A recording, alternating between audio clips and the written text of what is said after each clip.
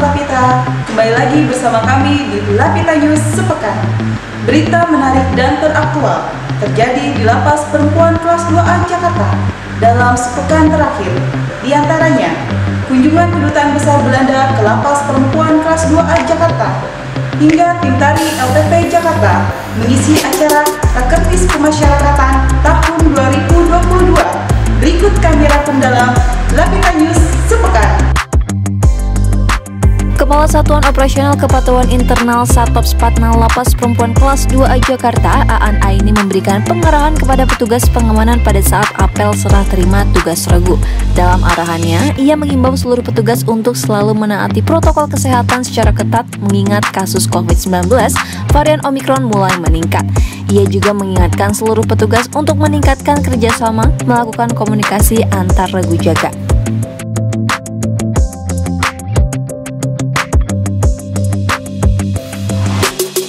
Bekerjasama dengan Pusdikes TNI AD dan Walubi, Lapas Perempuan Kelas 2 Jakarta akan mengadakan program vaksinasi lanjutan.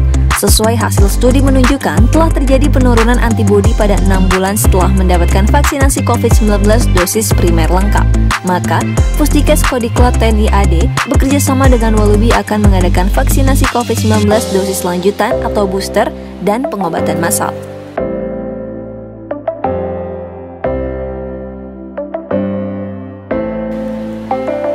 Kasih Binadik mewakili Kepala Lapas Perempuan Kelas 2 Jakarta bersama Kasubsi BIM Kemaswat dan juga tim medis mengikuti sosialisasi melalui aplikasi Zoom bersama Dinas Kesehatan Provinsi, Direktur RSUD, serta Kepala Puskesmas sebagai Fasiankes rujukan TCM untuk kegiatan sosialisasi rencana tes screening dan TBC bagi warga binaan.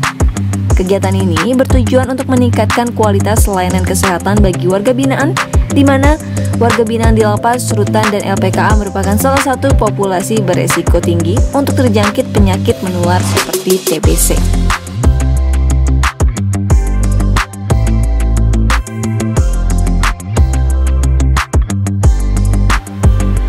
Dalam rangka memperingati HUT PIPAS yang ke-18, PIPAS Pusat bersama dengan perwakilan anggota PIPAS masing-masing unit pelaksana teknis Kanwil DKI Jakarta mengikuti kegiatan upacara tabur bunga ke Taman Makam Pahlawan Kalibata yang dilanjutkan dengan ziarah Makam Pahlawan pada Jumat kemarin.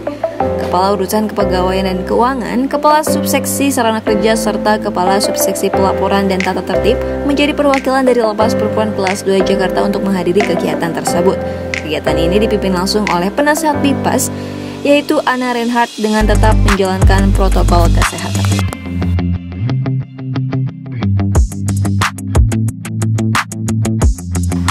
Lembaga Pemasyarakatan Perempuan Kelas 2A Jakarta selalu berupaya membangun sinergitas yang kuat dengan beragam sektor, salah satunya yaitu bekerjasama dengan Kelurahan Pondok Bambu untuk menciptakan kenyamanan dan kebersihan area lapas. Petugas Penanganan Prasarana dan Sarana Umum atau PPSU, Kelurahan Pondok Bambu melakukan pemotongan rumput juga membersihkan area halaman di Lapas Perempuan Kelas 2 Jakarta. Turut hadir Asyanti Yasmuarsi selaku Ibu Lurah Pondok Bambu dalam kegiatan ini. Hal ini guna mewujudkan kebersihan lingkungan dan memberikan kenyamanan bagi masyarakat, terutama setiap tamu ataupun pengunjung yang datang ke lapas.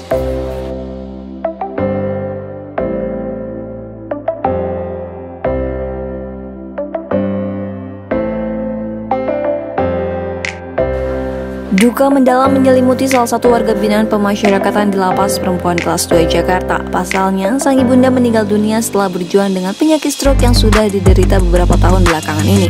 Sebelum pandemi, warga binaan mempunyai hak untuk mendapatkan izin luar biasa untuk menghadiri pemulasaran hingga pemakaman keluarga. Dikarenakan saat ini masih dalam situasi pandemi, maka hanya bisa dilakukan melalui sambungan video call yang difasilitasi oleh pihak Lapas Perempuan Kelas 2 Jakarta.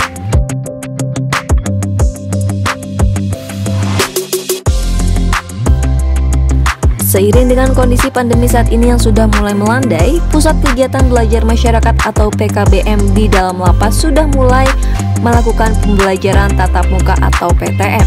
Sebagai salah satu program pembinaan kepribadian, PKBM menjadi sarana bagi warga binaan untuk meningkatkan kualitas pendidikannya.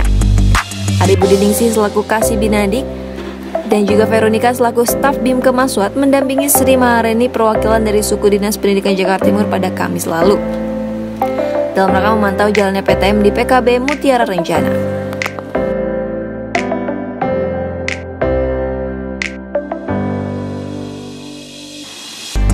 Dalam rangka peningkatan kompetensi petugas pelaksanaan rehabilitasi narkotika, Lapas Perempuan Kelas 2 Jakarta bekerjasama dengan Direktorat Jenderal Pemasyarakatan melaksanakan kegiatan pelatihan asesmen ASI atau Addiction Severity Index Full Version sebagai upaya dalam menjalankan strategi pengurangan kebutuhan zat narkotika serta meningkatkan kualitas hidup warga binaan yang termasuk dalam kriteria pecandu, penyalahgunaan, dan korban penyalahgunaan narkotika. Diperlukan implementasi layanan rehabilitasi. Kegiatan ini dilaksanakan selama 2 hari, yaitu 20 hingga 21 Januari 2022 dengan durasi 16 jam dan akan mendapatkan sertifikat.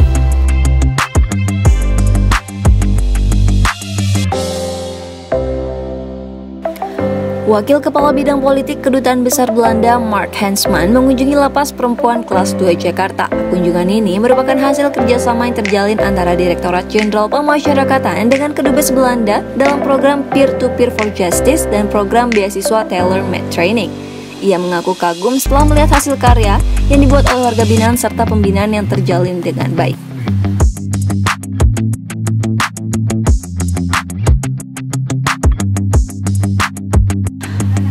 Menyambut hari ulang tahun Paguyuban Ibu-Ibu Pemasyarakatan atau PIPAS yang ke-18 yang jatuh pada 24 Januari nanti, pengurus PIPAS Pusat menyelenggarakan webinar dengan tema Peran Ibu dalam Peningkatan Kesehatan Mental Keluarga di Masa Pandemi COVID-19.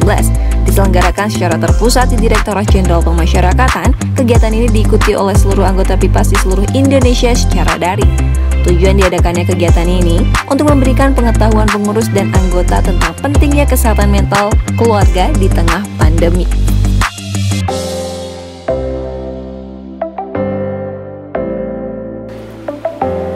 Tim tari Lapas Perempuan Kelas 2 Jakarta Kanwil Kemenkumham DKI Jakarta mengisi acara pada rapat kerja teknis pemasyarakatan tahun 2022. Dengan dibalut kostum bernuansa gold, para penari semakin memukau di hadapan hadirin yang ada.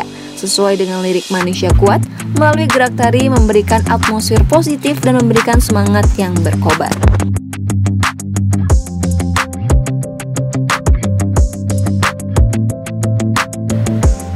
Bertempat di Aula Lapas Perempuan Kelas 2 Jakarta, sebanyak 20 warga binaan mengikuti kegiatan meditasi self-love yang diberikan oleh Dr. Astrid selaku tim medis.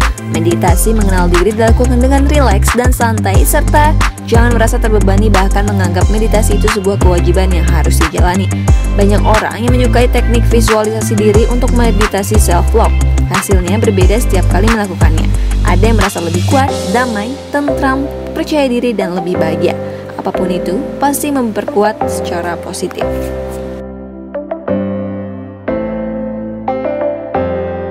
Itulah tadi rangkuman berita yang terjadi dalam sepekan terakhir.